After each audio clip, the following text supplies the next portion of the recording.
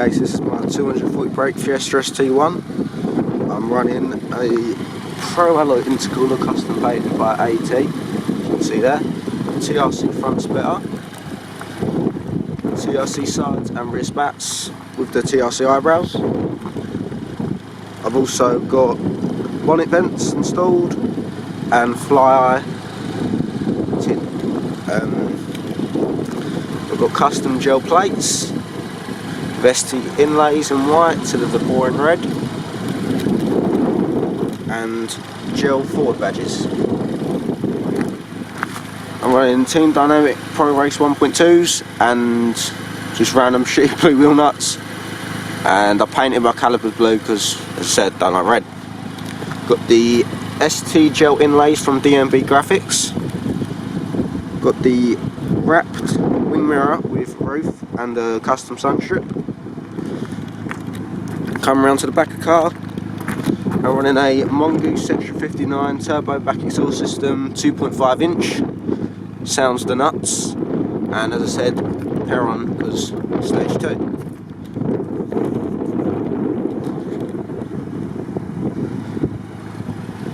In my opinion, I personally think it's a great looking car, probably just because it's mine, but love it. And that was an outside view of my car. I would show the inside, but it's nothing special. Just got the silver Stingray Recaro seats with ST1 because they're all cloth, there's no leather, there's no heated seats. Don't need it anyway, weight reduction. Okay, so it's an all-round great car. As I said, it's running 240 brakes, so it's a lot more go in it than a normal one would have, and you get a lot of looks from people when you just fly past them as such. And it's coming out of a little Fiesta. I've lowered it by 35mm on H&R springs, and I wasn't sure at first, didn't want to scrape for everything. I scrape sometimes, but the control you get out of the car in exchange is just great. It looks great with the arches.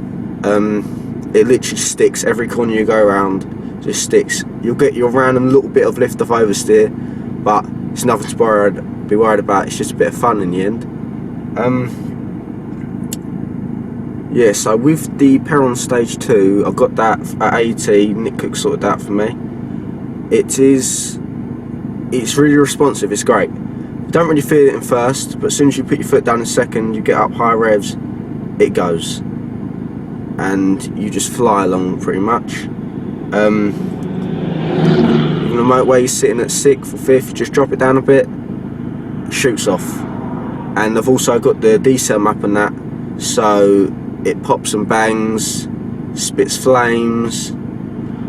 Doesn't do it if you're under 3000 revs, which I think is good, so you can't get in trouble for it. But if you want to do it, you just foot down on the clutch, rev it up, and it will bang. It's also great for if you're going for it and you're shifting through gears. If you shift too quickly, it won't bang, but if you take a little bit more time, it'll hit a loud bang. And it's a bit of a hooligan thing, but at the end of the day, if it's what you want, I'd say go for it. Coming to buying the parts for the car,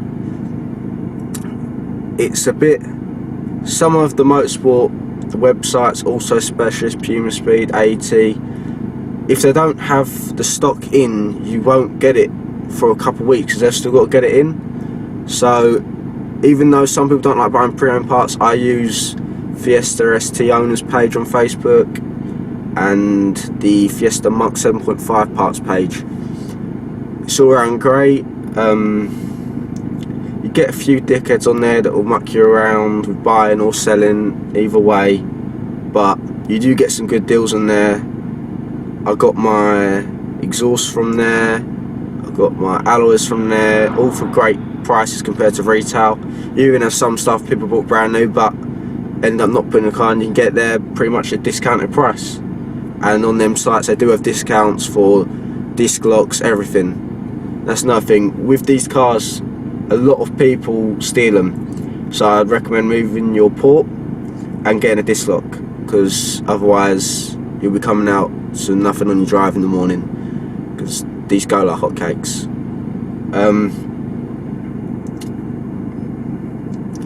With the car itself, miles per gallon, I was on about 33. If I'm on the motorway, I can get up to 40 miles per gallon. That was before the map. Now I've got the map. I'm currently on 29.5 miles per gallon, which the only reason why it's dropped is because diesel, you just want to use it.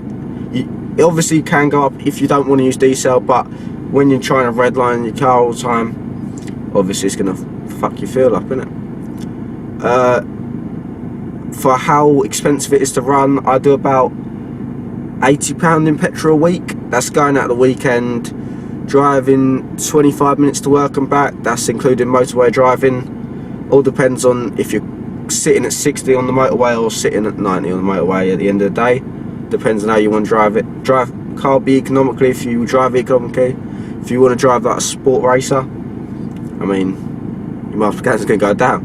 It does have a sport mode, which turns traction control off, and then you can hold it down and it's just you in the car. There's nothing keeping you from crashing or stopping you.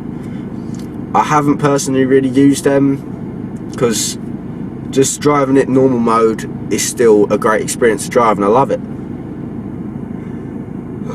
Okay, so with exhaust systems, your main ones are Milk-Tech and Cobra. Not many people have Mongoose or Scorpion. I chose Mongoose because a friend of mine had one and another one had them for sale, so I just grabbed it while I can. But I personally love the sound of it. Milk-Tech, I think, really nice and raspy when it wants to be. Cobra's a bit too loud for me, I'd say.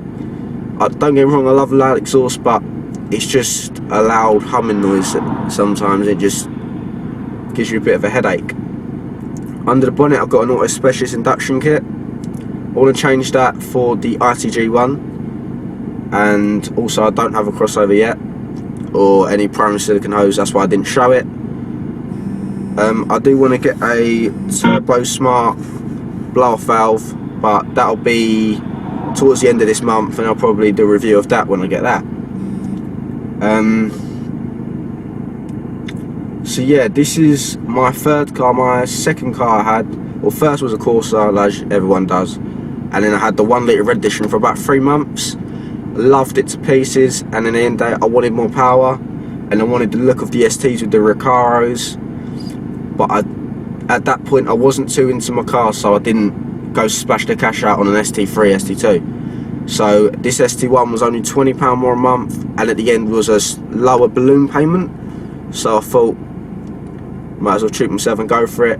The road tax is £100 more than the 1 litre, and obviously costs a lot more to run, and your insurance. But I have 1 year no claims, been driving a year, have no black box, and my insurance is about £1,200. So for a 1.6 turbo car, I'd say that's a great price, to be honest with you. There's a lot of controversy over STs and maps. Revo, Peron, who do you go? Revo apparently is more power delivery. It probably does, but Peron is diesel and is still great power delivery, and also it's just the customer service with AT. It was just a lot better than previously had with Auto Specialist, so that sort of put me off Revo a bit. I know you've got SCC and everywhere, but AT were really helpful. Nick Cook always answered all my questions I had, so I took that up there this time last week and got my stage 2 with diesel. No regrets for it. It all around made the car transform into something else. I mean, it's just sort of incredible what a 1.6 turbo you can get out of it. I am considering going for the V1 hybrid turbo, so that'll be stage 3 Peron, but I only just got stage 2, so I'm not going to jump into that, as that is about £1,500 with fitting, I think. Don't quote me on that, but I do need to change my tyres very soon and brakes. I'm looking at probably Michelin PS3s, and for brakes I'm not too sure yet. A friend of mine is Mintex. Everyone's got all different brakes, but I don't know what ones to get, so I'm going to keep having a look around. That's what the Facebook sites are great for, because you can just have a look on there and you can find out easy enough. I can't do any driving footage yet, as I don't have a mount for my camera, and and whenever I put my foot down, the camera flies into the back of the car. So it's probably not a good idea for me to do that yet, but I probably will have one in a week or so that I'm out to sort out and get some driving footage. If you have any questions about anything I've said, or want to know where I got anything, or just any queries in general, just drop a message down below and I'll get back to you as soon as possible. And yeah, have a good day.